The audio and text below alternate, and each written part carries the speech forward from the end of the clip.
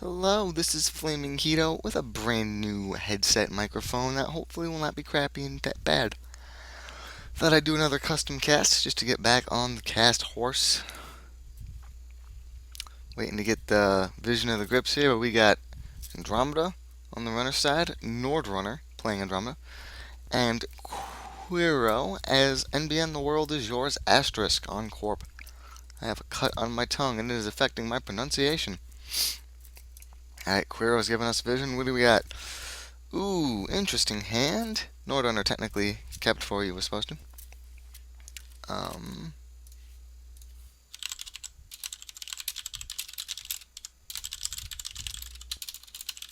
just quick ask for vision.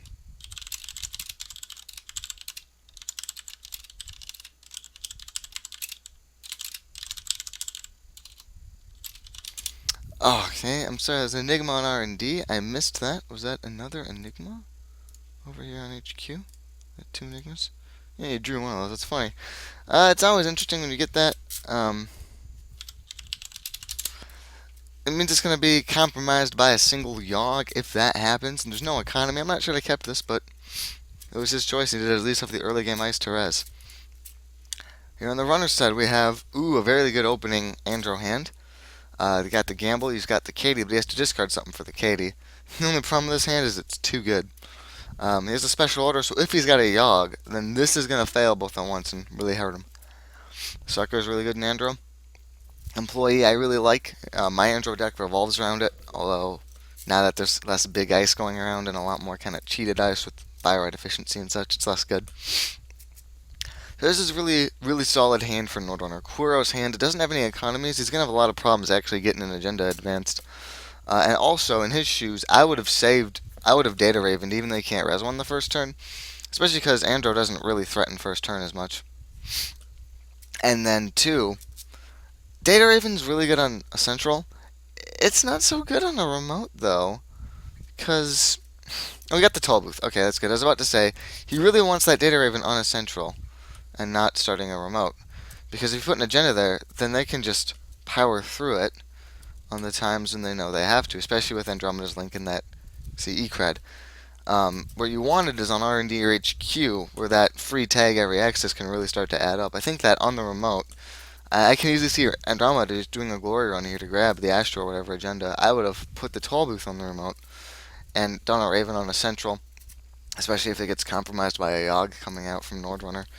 So, Quero's can handle the first assault, the FL and that, the Enigmas. Now we'll see if Nordrunner special orders for a Yogg or not. He also has Katie, he could get started. That was an interesting choice. He gets the credit from the Desperado, but, Katie, you need to ping her every turn. I don't know. I don't think that one sucker token was worth the delay of Katie, but to each their own. That was Nordrunner's choice. Okay, Quero's got closed accounts. That's a very good card for him here. That was kind of silly because he can't actually res that Data Raven. He's just going to lose that breaking news, and he doesn't have a mid-season. Yeah. Um, Closed accounts is very solid. It'll be very good tag punishment if Andromeda chooses to float all those tags. He's got that Hunter. That Hunter will be a really good if he tries to put on Archives. Even with the pseudo cred on Compromised Employee and Andromeda's link, it'll still cost her 1 to get that access, and it may not seem like much because with Desperado she still gets a free Data Sucker cred, but every little bit you can shave off the utility of that Archives run is really going to pay off because he's just going to keep wanting to hit Archives over and over with that Desperado Data Sucker combo. Is Nordrunner going to finally pay his KD? Well, he's not a daily cast, so it's also time dependent. I don't know which one I would rather do in his. I still think probably the KD, but no, there's the daily casts.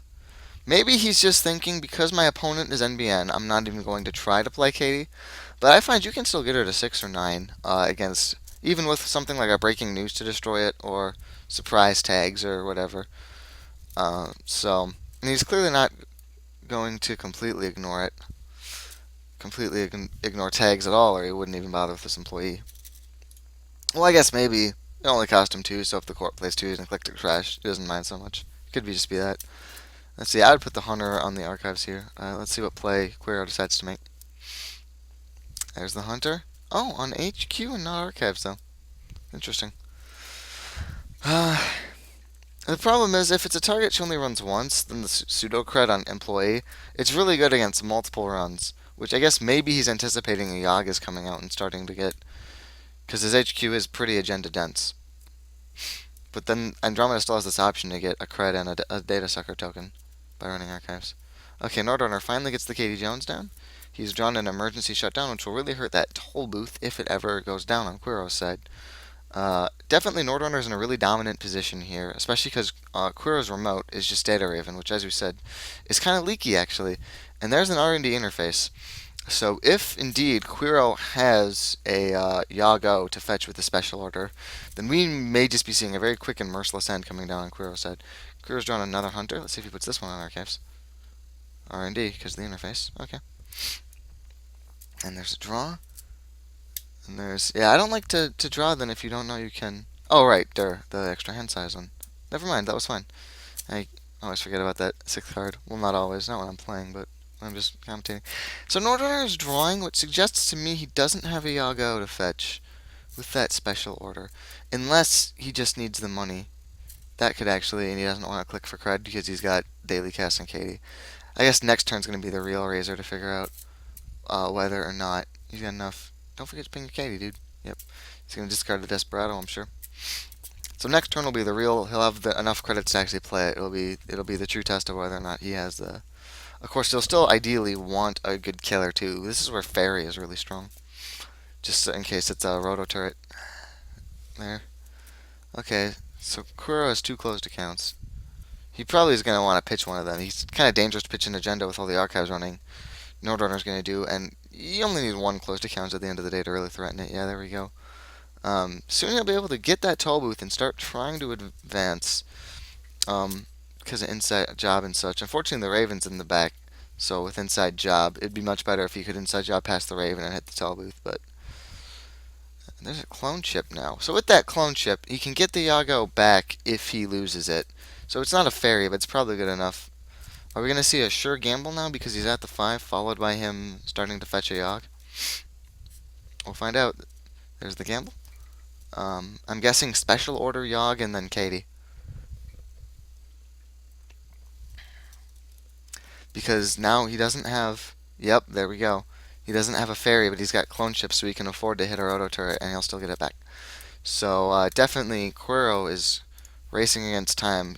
You can either try to put the toll booth down right now, but of course it will still only take 2 sucker tokens, and his archives is completely empty still.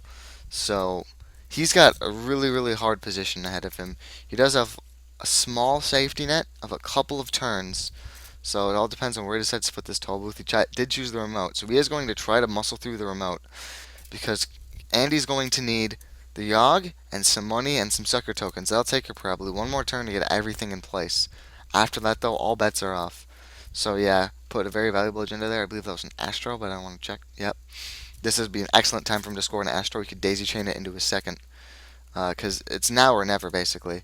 Yeah, he's taking the R&D run and letting the remote lie, which is fine for Quero. He does not want to have to pay to res this toll booth if he doesn't have to.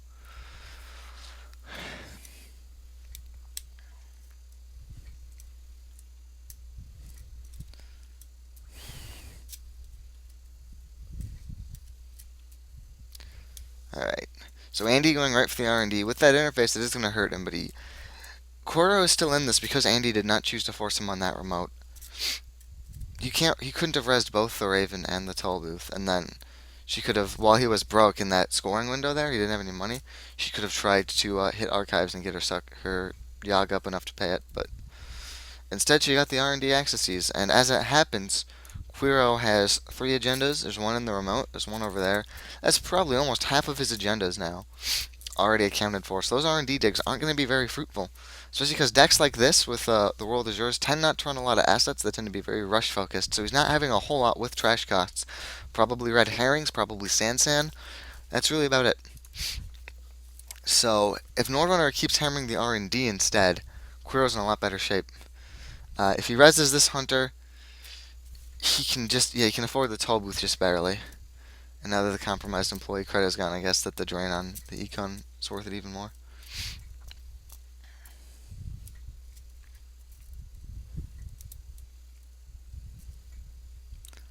Yeah, this is unfortunate for Cuero though. His hand is. He really wants to keep that second Astro because after scoring the first, he can daisy chain the second into it. Oh, that's bad luck for him. That was the worst agenda to hit. The other ones, he would have been more okay losing. And this is feeding the sucker too. So now we can even get past the toll booth, but he's not going to run on his last click. Because then Cuero can just res the Raven instead, and not the toll booth. Cuero's in a really bad spot. He really needed that second Astro because his remote is about to be really compromised by Nordrunner. He really needed the ability to score his second Astro script from hand and then still have that token to score a third. And then a Beal from hand would have been a victory. Now he's got Psycho Beal in play, but Nordrunner has demonstrated he's willing to get rid of tags. And so, like, he's willing to win those Hunter traces. So without an MSR, and if he wants to get MSR, he's only got a very thin window because Nordrunner's on 3 agenda points. Most of NBN's agendas are going to be 2 points. He's only going to realistically have one more shot to land an MSR, and it's not in his hand. I don't even know if it's in his deck. At least Cuero did get that Astro script, which was good for him. That Nordrunner did not check the remote instead. But without having a second Astro, he can score one more agenda from hand, but he doesn't really have a remote. And now we see a half chance Cuero's got to hit an agenda. Otherwise, the closed accounts would still be pretty bad. Cuero was really.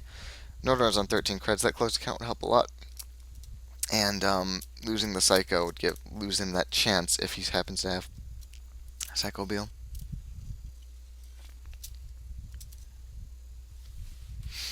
Did Nordrunner draw any new cards? Okay, he drew a Femme Fatale. That's not gonna get. That'll get used maybe on the toll booth, but I don't know if Cuero's even gonna res that toll booth now.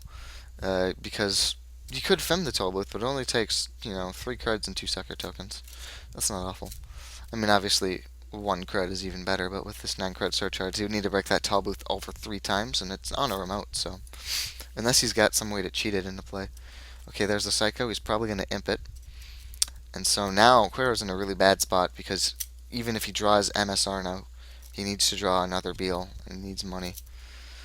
It'll be really interesting to see what his draws are. That's going to really influence what kind of plan. He'd really like to get his third Astro script because then he could go into third Astro from hand, into Beal from hand, into breaking news from hand when he gets a breaking news. And that would be one way that he can win. There's another Psycho for him, so he's got that going. I would, in his shoes, probably keep drawing. He would rather Purge to take it off the Imp and the Suckers. It's an interesting choice. I mean, Cuero is going to need 2 Sucker tokens now to be able to run that Toll Booth, but Cuero doesn't have the money to res the Toll Booth. So Nordrunner's got multiple turns to get 2 Sucker tokens. He's got Desperado, so Archive runs are plenty fruitful. And he's obviously shown no hesitation about running on Nordrunner's hand. I'm not sure what would have purged there. He did hit the 1 Imp, but hitting the Sucker tokens, sure, it'll make the Toll Booth strong, but by the time you're going to have the money to res the Toll Booth, that window of vulnerability is come and gone. I would have probably let him have 1 more Imp and waited on purging until a turn when I can actually res my Toll Booth, hoping that Nordrunner takes enough time to do it that I can score something behind the Toll Booth.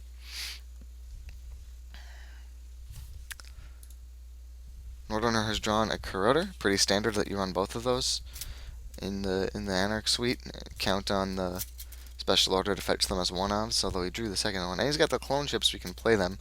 It's worth noting, most of his influence is accounted for. 1, 2, 3, 4, 5, 6, 7, 8, 9, 10, 11 of his influence we already know about. You see that 27. That's a pretty lucky draw to get so many of your splashes in the first half of your deck, so that's really beneficial for Nordrunner, that a lot of his tricks that make Andy even stronger, you get right away. There's another Psychographics. You can't imp it now because the imp is cleared. So there's that mercy at least. If he draws an MSR, then yeah, then I will admit that Cuero's Purge is the right move. Because then he just needs to grab credits and win on Psycho Beal. Ooh, a wall of static. As it happens, unfortunately for him, there's a Corroder waiting in Nordrunner's hand. He doesn't know that though, so this is definitely a good play. It's not going to work for him, but it's the play you should make because it's generally when Andy runs Anarch Breakers, it's going to be as one-offs because every influence point is precious. Criminals have special order. You only need 1 really, but so he has no way of knowing about the clone chip and the Corroder in hand, so that Andy's running one-offs. The one-offs are very safe, and she has the corroder one-off. But knowing what he knows, that wall of static was definitely a smart play. So we can see now that Nordrunner isn't running Aesop's, which we already basically knew because we see 7 of her influence. Oh wow, and that's a brutal. He just guessed that that new one would have been a barrier and played the corroder without even resing it. I don't even know if I would res this in Cuero's shoes, because it just is it's a whole other turn of tempo between me and possibly raising that tall booth to possibly make something after a purge, but even that's kind of slim odds. Honestly, I think in Cuero's shoes, if I have MSR in my deck, which I don't know if he does, if I had MSR though, I would just do nothing but click for cred and just try to hope that the next time an agenda is stolen, I have an MSR in my hand. But without mid-season replacements, I don't even know what kind of. Cuero is already pretty heavily locked down, and it's unfortunate, especially when Andy's running Anarch Breakers and she draws one and doesn't need that special order. I mean, this was just a very quick assembling of the rig with the Data Sucker and the Yogg or the Corroder both being naturally drawn. It's just sometimes you just can't win, and this was a really solid draw for Andro to get.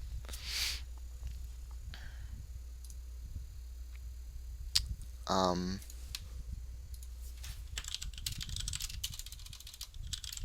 oh, okay. Yeah, Queer already fixed it. Nordrunner forgot that he didn't have an imp anymore, and he trashed green level clearance for no reason. Oh, okay. Well, you were supposed to actually do that and not just, yeah, intimate it. That's almost borderline cheating because you can't do that in a response to seeing what card you get, but because there was no reason for him not to do that, I would agree with Quero. I'd allow it. This is technically cheating though for you watching at home because what Nordrunner saw influenced the choice.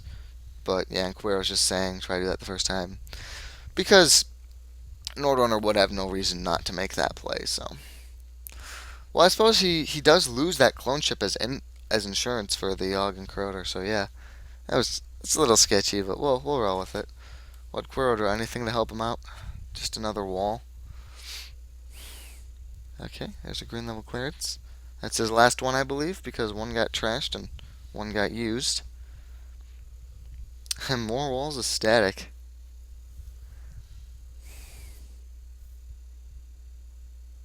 Put a wall of static unresed in archives. Don't even res it. Just have it.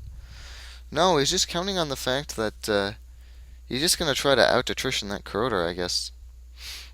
With data suckers and desperado, it's kind of hard. She can sucker it, break it for one with corroder every time. You have 2 walls. That only takes 2 sucker tokens and 2 creds, and she gets 1 sucker token and 1 cred when she pulls off the run in the first place. Agendas are getting thinner. That's one small mercy about Quero kind of getting all this ice that's compromised for him, is that now his hand's only a 1/3 shot Andro's got to actually do anything. Well, and then she can imp anything she hits, but what would she really imp here? Maybe a closed accounts, maybe a psycho. She probably would imp the psycho because, like I've said, Quero's most realistic chance at this point is at mid-season replacement psychographics Beal. Um, I don't know if I'd imp that in Nordrunner's shoes. It's marginal. Like, it's a good card, but there's no way to tag him readily at hand, and then that's your imp is over. Looks like he decided to make that call, though, which means that the psychographics is safe again. Um, just reminding him that his imp is empty. Okay. So running that multiple times means that it costs him 1 more cred because he doesn't have that compromised employee cred. So Quero's got that small mercy for him that if Andro makes more than 1 run in a turn, she needs to spend 2 for every subsequent choice to get through. Yeah. So he knows about the psycho, but he can't stop it. That's good for Quero. If he gets mid-season and he just click for cred, click for cred, click for cred, he has a chance. That's assuming, of course, Nordrunner steals an agenda from R&D or steals private security force if he steals the deal. The cat's obviously out of the bag. See, now this is when he has to, he paid the ice tax, the 1 ice tax for this. 2, right? -2. He doesn't even really, does he really want to res wall of static? I don't know, that's why I would have maybe just put it on archives as a bluff or something. And not paid the ice tax for it. Because, yeah, he just didn't even want to res it in the end. So he just kind of paid that -2. And if he's got mid-season, then -2, every little cost hurts. Because he's just saving up for that bomb. So I'm not sure I agree with his choice to play that second wall of static there. Yeah, it costs Crowder 2 normally, but not with frickin' Data Sucker. And Nordrunner's got enough Data Suckers the first time. The only reason he hasn't used a Sucker token is it's never mattered. Because Enigma he already gets through, and Hunter he's just not breaking. And with that 12 on KD, he's got a lot of money. Cuero almost needs him to keep that KD. Because if... Ooh. Now that is very good for him. That would get him back in the game by trashing a Yogg. I would maybe put an agenda behind it or something.